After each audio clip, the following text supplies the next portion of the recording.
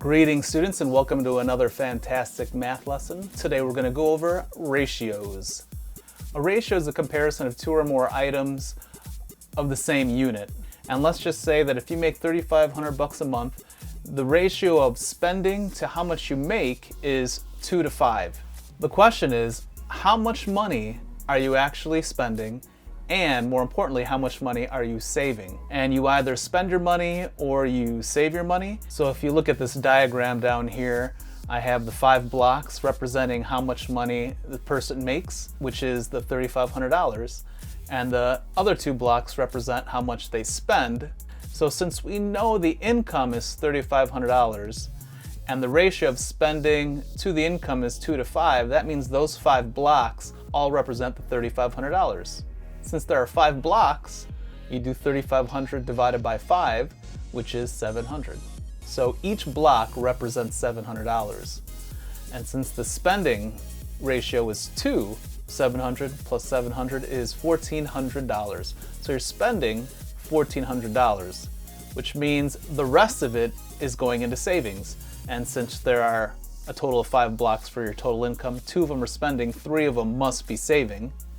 So you do 700 plus 700 plus 700 is $2,100. So you're spending $1,400 and you're saving $2,100.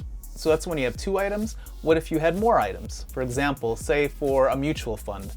A mutual fund is just basically a bunch of stocks that are bought by a mutual group of people and they get paid by the ratio of money they put in. So say you have 3 people, Albert, Bobby, and Charlie, and they are putting money into a mutual fund in the ratio of 3 to 5 to 7. Say that in that mutual fund they made $24,000 total. The question is, how much money will each person get?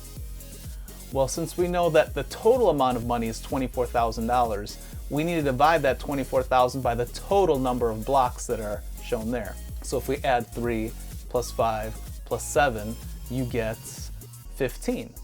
So you just divide the 24,000 divided by 15, and that answer is $1,600. So each block represents $1,600.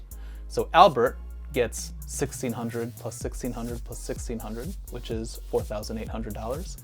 Bobby gets, let's just say 1,600 times 5, which is $8,000. And Charlie gets 1,600 times 7, which is $11,200. And to double check all your work, if you add those 3 numbers up, you see that you get $24,000. I hope you enjoyed this video on ratios. For my students, there will be a Google Sheet attached with this video to do a couple problems similar to these. For the rest of you guys, try something else on your own. Click one of these videos on the side here. Please make sure you like. It helps the YouTube algorithm. Have a great day and keep on mathing.